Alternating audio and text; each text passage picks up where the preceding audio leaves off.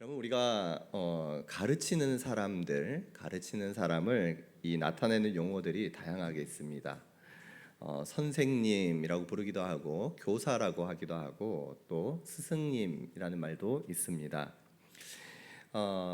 선생님이라고 할 때에는 일반적으로 그 지식을 가르치거나 교육을 제공하는 사람을 가르쳐서 선생님이라고 합니다. 그리고 교사라고 할 때에는 교사 역시 또한 지식을 가르치기는 하는데 어떤 자격을 갖추고 특정 주제나 기술에 대한 전문 지식 그리고 자격을 갖춘 사람으로서 사람들에게 인정을 받아서 가르치는 사람으로서 인정받아서 이 가르치는 역할을 담당하는 사람을 이야기하죠. 그래서 교회 내에서도 우리 교사할 때는 교회가 교사로서 세워주는 임명해준 사람들을 향해서 교사라고 부릅니다. 그리고 스승이라는 말이 있습니다. 마스터라고 하죠. 스승님. 높은 어떤 학문적 지식 그리고 예술적 소양을 갖추고 있어서 지식뿐만 아니라 그의 삶을 통해서 제자들에게 가르침을 전달해 주는 사람을 일컫습니다. 단순히 어떤 지식이 아니라 그 지식 속에서 어떤 가치를 담아내서 삶으로 영향을 미치는 사람들을 이야기합니다. 그래서 우리가 주로 그 스승 밑에서 배움을 받는 사람 누구라고 하나요?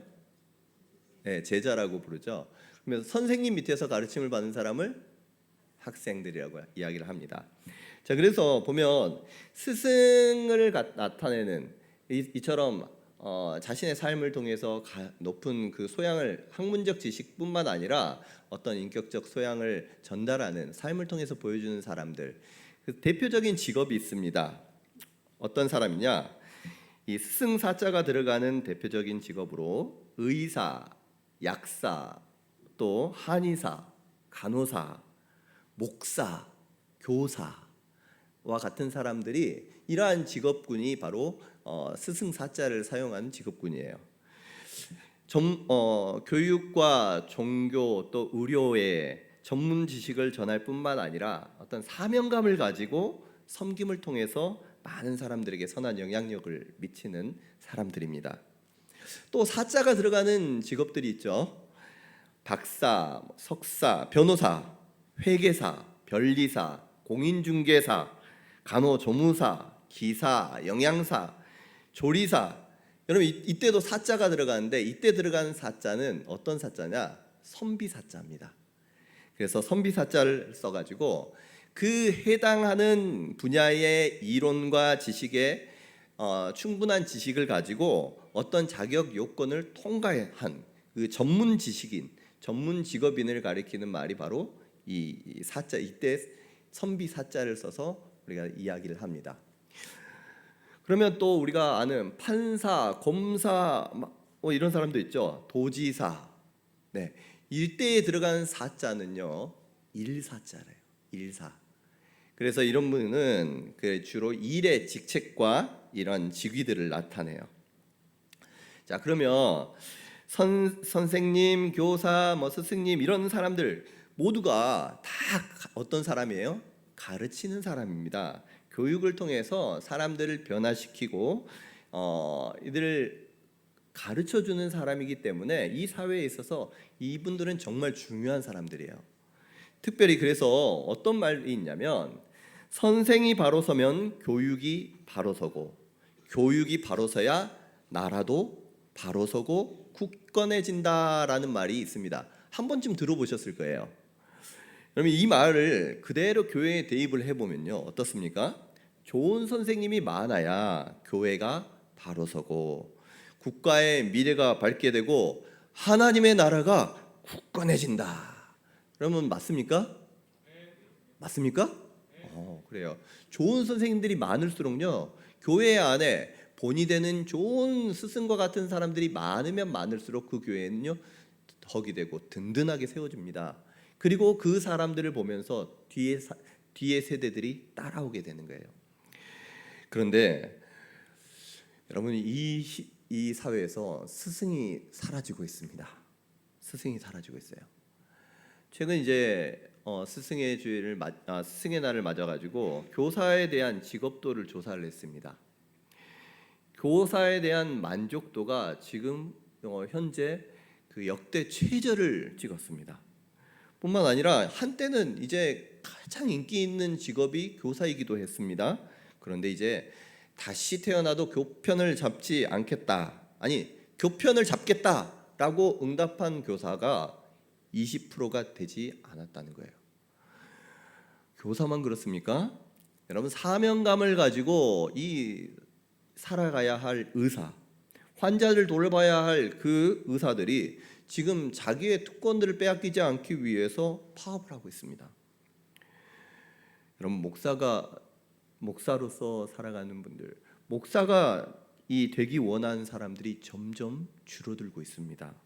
여러분, 신학교마다 정원이 미달되고 이 정원을 채우기가 급급한 실정입니다. 교회는 어떻습니까? 각 교회마다 이 교사가 되기를 꺼려한다는 거예요. 아이들 섬기는 것이 결코 쉽지 않거든요. 돈도 들고 시간도 들고 마음도 많이 쓰는데도 불구하고 아이들은 그 교사 선생님들의 마음에 호응에 따라주지 않는 거예요. 선생님들이 오라 부탁을 하고 맛있는 거 먹이고 부탁을 함에도 갈게요 해놓고 그 다음 주에 되면은 나오지 않고, 그러면서 많은 교사들이 힘이 빠집니다. 좋은 교사들이 또 다른 봉사할 것들도 너무너무 많은데 이 교사까지 하려고 하니까 너무너무 힘이 드는 거예요. 교사를 하지 않으려고 이렇게 빼고 저렇게 빼는 이 사람들이 점점 늘어납니다. 그래서요, 교회 좋은 교사가 많아져야지 교회가 든든히 세워질 터인데, 교회마다 이 교사들을 충원할 그때가 되면 교역자들이 선생님들에게 찾아가서, 아니 할 수 있는 분들에게 찾아가서 부탁하고 제발 좀 해달라고 이렇게 요청하는 상황까지 이르게 되는 거예요. 그렇기에 우리 교회 우리 교사분들에게 너무 감사의 말씀을 드립니다. 너무너무 감사하고 또 존경합니다. 우리 교사 선생님들의 그 귀한 섬김 하나님께서 기억해 주실 뿐만 아니라 천국에서 해와 같이 빛나게 될 줄로 믿습니다. 여러분, 그런 우리 교사 선생님들을 격려하고 또 많은 분들이 좋은 교사가 되었으면 하는 마음으로 오늘의 말씀을 준비했습니다. 참 스승 되신 예수님을 통해서 예수님의 본을 따라서 사랑으로 섬기는 것이 우리 모두의 사명임을 오늘 말씀을 통해서 깨닫는 시간이 될 수 있기를 간절히 소망합니다. 자, 오늘 말씀 이제 요한복음 13장 본문을 이제 들어갈 텐데요. 여러분, 본문에 요한복음 13장에는 어떤 내용이 나오느냐? 예수님께서 이 잡히시기 전날 제자들과 식사를 합니다. 그때 제자들의 발을 씻겨줍니다. 그리고 오늘 본문의 말씀을 예수님께서 하시는데, 예수님께서 이때 뭐라고 말씀하시느냐? 자신을 가리켜 내가 선생이다 라고 말씀해 주시는 부분이 나옵니다. 우리 13절 말씀 함께 읽어보도록 하겠습니다. 너희가 나를 선생이라 또는 주라 하니 너희 말이 옳도다. 내가 그러하다. 아멘. 자, 여기에서 선생이라고 할 때에는 이 헬라어로 뭐라고 하냐면 디다스칼로스라고 합니다. 디다스칼로스는 이 가르치는 사람을 나타내요. 그런데 이 신약 성경에는 이 디다스칼로스라는 이 단어를 때에 따라 상황에 따라서 다른 용어로 번역을 하는데, 뭐라고 번역을 했느냐? 때로는 디다스칼로스를 선생이라, 때로는 교사라, 때로는 스승이라 라고 하면서 번역을 해놨어요. 그것은 우리말에 이처럼 교사와 선생, 스승의 의미가 미묘하게 조금씩 달라지기 때문에 그 문맥에 따라서 적절한 단어로 번역을 해놓은 거예요. 그런데 특별히 오늘 복음서를 보면요, 사복음서에는 예수님을 가리키고 예수님에 대해서 이 디다스칼로스라는 단어를 사용할 때에는 뭐라고 번역을 했느냐? 모두 다 예수님을 향해서 할 때는 뭐라고 번역을 하느냐? 선생이라고 번역을 했다는 거예요. 여러분 좀 이상하지 않습니까? 예수님을 선생이라고 번역을 했어요. 예수님께서 제자들과 함께 계시면서 제자들을 가르칩니다. 그러면 제자들이 예수님을 향해서 뭐라고 부르는 게 더 자연스럽나요? 스승님이라고 하는 게 훨씬 더 자연스럽죠. 학생과 선생님, 제자와 스승, 스승과 제자. 그런데 제자들은 스승이라고 부르지 않고 예수님을 뭐라고 부르느냐? 이 선생님이라 또는 주라고 불렀다는 거예요. 그리고 예수님께서는 그 말에 호응을 해주십니다. 너희 말이 옳도다. 여러분 왜 그러면 이렇게 번역을 했을까요? 가만히 생각해 보면 당시에 이 복음서 예수님께서 활동할 그때의 제자들은요, 예수님에 대해서 어떻게 생각하고 있었느냐? 그것을 이 말씀을 통해서 알 수가 있어요. 예수님은 그 제자들 한 명 한 명을 무엇으로 여기는 거예요? 제자들로 여깁니다. 그런데 제자들은 아직까지 예수님을 누구로 여기느냐? 그저 율법을 해석하고 하나님 나라를 가르치고 하나님 백성으로서 어떻게 살아가야 할지 가르쳐주는, 어떤 지식을 전해주고 진리를 가르쳐주는 뛰어난 선생님으로 여전히 인식하고 있었다는 것을 은밀하게 이러한 용어를 가지고 우리에게 전해주고 있는 거예요. 여러분 그렇다면 오늘 말씀의 근거에서 제가 오늘 말씀의 본문 제목을 뭐라고 했느냐? 참 스승이신 예수님을 본받아라고 했는데 오늘 말씀에 근거한다면 뭐라고 돼야 됩니까? 참 선생이신 예수님을 본받아라고 해야지 옳을 거예요. 그런데도 불구하고 참 스승이신 예수님을 본받아라고 말씀 제목을 정했습니다. 그 이유가 무엇이냐? 그 이유가요, 오늘 13절 말씀에 있어요. 너희가 나를, 우리 13절 말씀 다시 한번 읽어볼까요? 시작. 너희가 나를 선생이라 또는 주라 하니 너희 말이 옳도다. 내가 그러하다. 이 말에는요, 선생도 맞고 주도 맞다는 거예요. 예수님은 제자들뿐만 아니라 우리 모두에게 진리를 가르쳐 주시는 선생님은 물론이거니와 그들의 삶의 길을 제시하고 책임져 주시는 우리의 삶의, 제자들의 삶의 표대가 되는 주님이시기도 한다는 것입니다. 그래서요, 예수님을 또 선생이 아닌 참 스승이다라고 우리가 불렀던 거예요. 뿐만 아니라 이제 제가 설명하는 그 또 내용들을 통해서 목사님이 왜 예수님을 참 스승이라고 했는지 그 이유들을 알게 될 텐데요. 그러면 참된 스승이 되신 예수님께서 제자들에게 그리고 저와 여러분들에게 가르쳐 주시고자 하는, 스승님이 가르쳐 주시고자 하는 내용은 무엇이었느냐? 예수님께서는요, 그 내용, 우리에게 참된 어떠한 것을 가르쳐 주시기 위해서 행한 것이 있습니다. 그것이 무엇이냐? 바로 제자들의 발을 씻어 주신 것이었어요. 12절 말씀에 그들의 발을 씻으신 후에 옷을 입으시고, 자, 선생 또는 주로서, 다시 말하면 참 스승으로서 제자들의 발을 씻어 주십니다. 그럼 예수님께서 왜 제자들의 발을 씻어 주셨을까요? 제자들의 발을 씻어 주시면서 우리에게 무엇을 가르쳐 주기를 원하셨을까요? 그러면 그 이유들을 세 가지로 한번 살펴보고자 합니다. 그 첫 번째는요, 바로 제자들로 하여금 사랑을 가르쳐 주시기 위함입니다. 무엇을 가르쳐 주시고자 한다고요? 사랑. 여러분 오늘 본문이 속한 요한복음 전체 이 핵심 내용이 바로 사랑입니다. 1절 말씀 같이 한번 읽어보도록 하겠습니다. 13장 1절 말씀입니다. 시작. 6월절 전에 예수께서 자기가 세상을 떠나 아버지께로 돌아가실 때가 이른 줄 아시고 세상에 있는 자기 사람들을 사랑하시되 끝까지 사랑하시니라. 아멘. 오늘 예수님께서는요, 세상에 있는 자기 사람들을 사랑하시되 끝까지 사랑하시니라 라고 하는 그 말씀, 이 끝까지 사랑하심을 보여주는 대표적인 에피소드가 바로 오늘의 내용이라는 거예요. 여러분, 우리는 사람을 사랑할 때 어떤 사람을 사랑합니까? 나를 사랑해 주는 사람을 사랑합니다. 그런데요, 주님이 우리에게 원하시는 것은 그 정도의 사랑이 아니에요.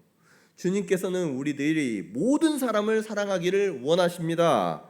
심지어 어떤 사람까지? 원수까지도 사랑하기를 원하시는 거예요. 그래서 산상수훈에서 예수님께서 제자들에게 이렇게 말씀하십니다. 마태복음 5장 43절입니다. 또 이웃을 사랑하고 내 원수를 미워하라 하였다는 것을 너희가 들었으나 난 너희에게 이르노니 너희 원수를 사랑하며 너희를 박해하는 자를 위하여 기도하라. 똑같은 말씀에 누가복음에는 너희 원수를 사랑하고 너희를 미워하는 자를 선대하라 라고 주님께서 제자들에게 말씀하셨어요. 그렇게 말씀하시고 가르쳐 주셨던 예수님께서 그러면 이 사랑을 진짜로 몸소 실천해 보여주시고 행해 보여주시는데, 그 보여주신 사건이 바로 제자들의 발을 씻어주신 사건이라는 거예요. 여러분, 예수님께서 제자들을 발을 씻겨주실 때에 13장 38절 말씀을 보면 예수님은 베드로가 주님, 그러니까 자신을 3번 부인할 것을 미리 아셨습니다. 그렇다고 해서 베드로를 빼고 다른 제자들의 발만 씻겨줬을까요? 아니에요. 주님을 모른다고 3번이나 부인할 그 베드로의 발도 똑같이 씻겨주십니다.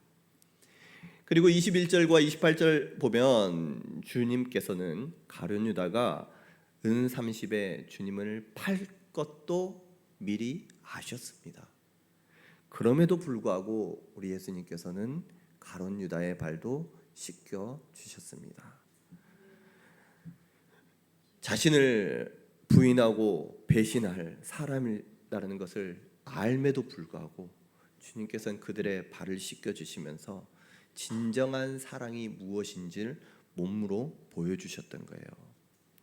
여러분, 진심으로 그들을 사랑하는데 여러분, 그들의 발을 닦아주시고 씻어주실 때, 그들의 넘어짐을 아시는 주님께서 그들의 발을 닦아줄 때에 어떻게 닦아주셨을까요?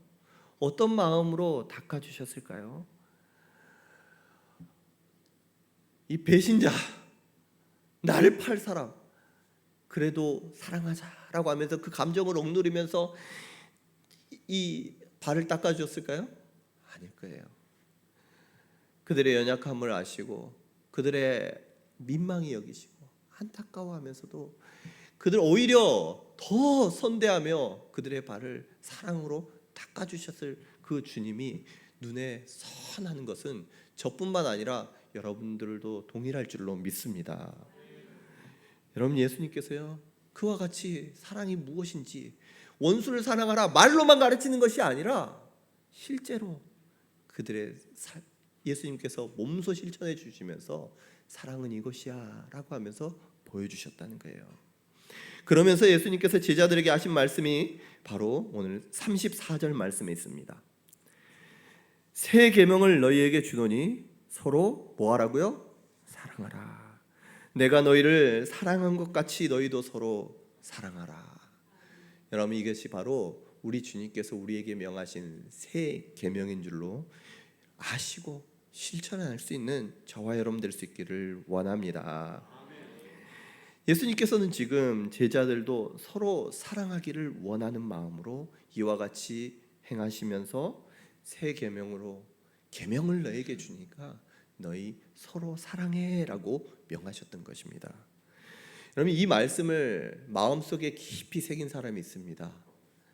스데반이라는 사람인데요. 이 스데반 집사는 복음을 전하다가 유대인들에게 돌에 맞아 죽습니다. 그가 죽을 때에 사도행전 7장 54절에서 60절 말씀을 보면 어떻게 아느냐? 이 스데반 집사가 자기에게 돌을 던진 그들을 향해서 그들을 원수를 위해서 기도하면서 죽어가요. 뭐라고 기도합니까? 주님, 이 죄를 저들에게 돌리지 마시옵소서.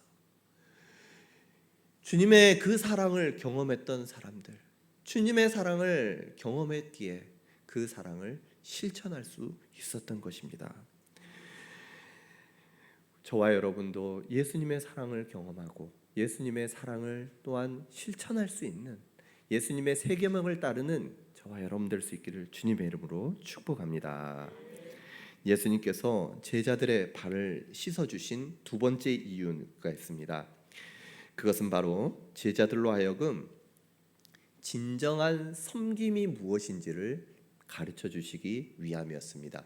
무엇을 가르쳐 주기 위함이라고요? 섬김. 첫 번째는 뭐였어요? 사랑. 두 번째는 섬김.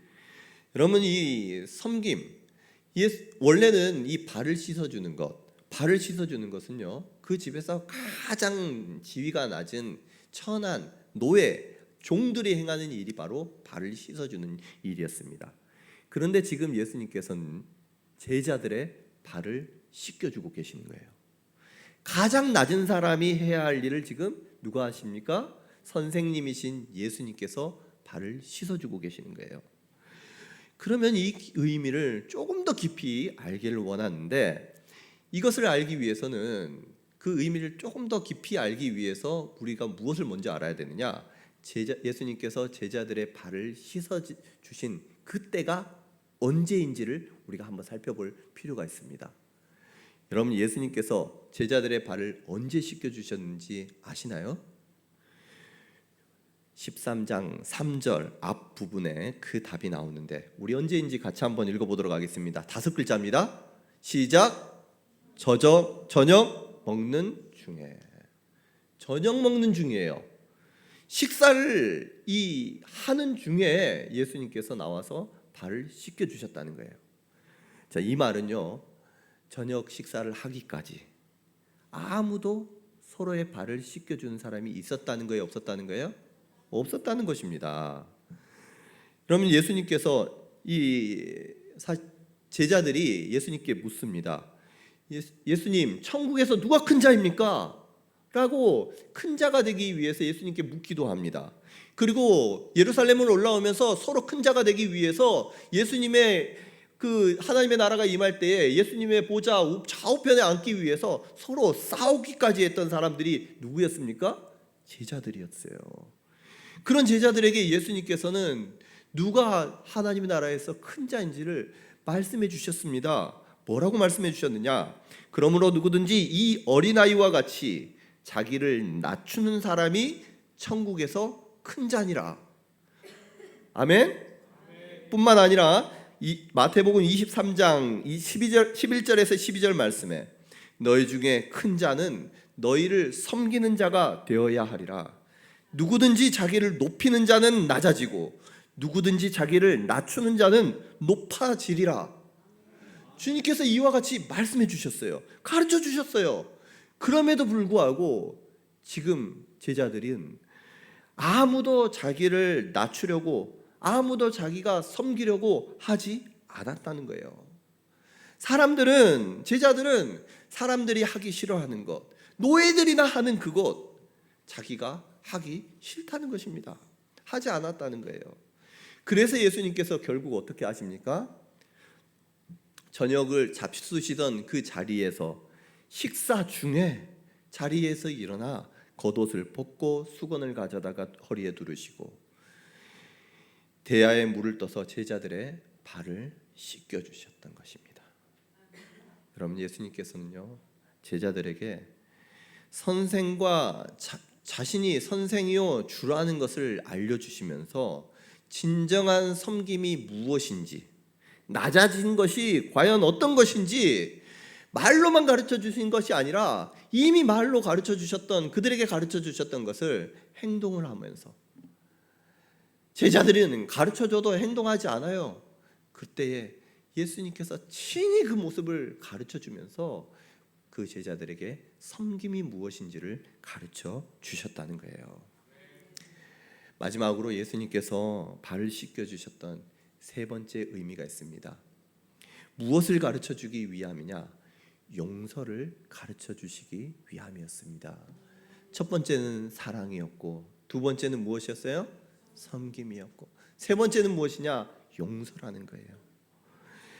주님께서 제자들의 발을 차례로 씻기다가 이 베드로를 씻겨주는 순서가 되었습니다. 8절 말씀에 보니까 베드로가 너무너무 송구해서 주님, 내 발은 절대로 씻지 못하십니다 라고 말을 해요. 그때 주님께서 뭐라고 말씀하시느냐? 내가 너를 씻어주지 아니하면 네가 나와 상관이 없느니라 라고 말씀하세요. 씻어주지 않으면 아무 상관이 없다라고 무서운 말씀을 지금 하시는 거예요. 여러분, 요즘은 우리가 이 집집마다 샤워 시설이 너무 좋아서 날마다 이 샤워를 합니다. 몸을 씻어요. 그런데 2000년 전 이스라엘 물도 귀했던 그곳에서는 매일매일 샤워하지 않습니다. 한 번씩 1년에 한두 번씩 샤워를 하고 매일매일 씻는 것은 무엇을 씻느냐? 손과 손발을 씻었어요. 특히나 그 지역 자체가 워낙 건조하고 먼지가 많았기에 그들의 신발 자체도 샌들을 신고 다녔기 때문에 이 몸 가운데 가장 더러운 부분이 어디였겠습니까? 발이었던 거예요. 예수님께서 제자들의 그 발을 씻겨주신 것은 단순히 식사하는데 손발을 씻지 않아서 더러워서 발을 씻겨주신 것이 아닙니다. 발을 씻겨주신 그 의미를 알기 위해서 그 뒤에 나오는 대화를 우리가 집중할 필요가 있는데요. 9절과 10절 말씀입니다. 베드로가 이야기합니다. 주여, 내 발뿐만 아니라 손과 머리도 씻어주시옵소서. 그때 주님께서 말씀하십니다. 이미 목욕한 자는 발밖에 씻을 필요가 없느니라. 온몸이 깨끗하니라. 할렐루야. 그럼 여기에서 목욕을 했다는 말은요, 목욕한 사람, 이미 목욕했다라는 그 의미는 하나님께서 그의 모든 죄를 용서해 주시고 죄를 용서해 주시고 의롭다 해 주셨던 그 칭의의 모습을 이야기합니다. 우리가 예수님을 믿는 그 순간 우리의 모든 죄 다 하나님으로부터 용서함을 받고 의롭다 여김을 받게 되었어요. 죄인으로서 태어나서 원죄를 가지고 태어났던 우리의 모든 죄, 원죄뿐만 아니라 이제까지 우리가 지었던 자범죄, 이후에 지을 그 모든 죄까지도 주님께서 용서해 주시고 다 죄 씻어 주셨다라는 그러한 의미입니다. 그런데요, 그래서 주님께서 뭐라고 하시느냐? 조금이라도 그 발에라도 죄가 남아 있으면 씻지 않으면 나하고 상관없는 사람이야. 여러분, 죄는요, 우리 가운데 하나라도 있으면 여전히 죄인인 거예요. 그런데 우리는 어떻습니까? 의롭다함을 받았음에도 불구하고 오늘도 돌아갈 때 죄를 짓고 마음으로 죄를 범하고 여전히 우리의 모습은 씻을 것들이 너무너무 많잖아요. 그런데 주님께서 그 제자들의 발을 씻어준 것, 온몸이 깨끗함에도 불구하고 그 발을 씻겨주심은 오늘 우리가 짓는 주님으로 말미암아 깨끗해졌음에도 불구하고 순간 짓는 그러한 죄마저도 주님께서 깨끗하게 그것마저도 씻어주시겠다라는 죄의 용서의 의미인 줄로 믿습니다. 여러분, 마태복음 18장에 베드로가 예수님께 묻습니다. 주님, 형제가 내게 죄를 범하면 몇 번이나 용서하여 주리까? 7번까지 하면 되겠습니까? 그때 예수님께서 말씀하십니다. 7번뿐만 아니라 7번을 70번까지라도 할지니라. 할렐루야. 예수님께서는요, 베드로에게 용서가 무엇인지를 가르쳐 주셨어요. 7번이 아니라 7번, 70번까지도 계속해서 용서해 줘야 돼 라고 주님께서 말씀해 주셨는데 그 용서가 무엇인지를 지금 발을 씻는 모습을 통해서 우리에게 가르쳐 주시는 거예요. 너가 오늘 부족하고 연약하고 넘어지는 그 발, 그 가장 더러운 거 내가 씻어줄게. 깨끗게 해줄게.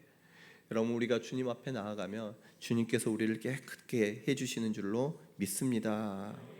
제자들의 발을 씻겨주신 그 주님께서 우리가 연약하고 때로는 원수처럼 원수되고 죄를 짓고 믿음이 없는 것을 다 아시면서도 우리 주님께서 뭐라고 하실까요?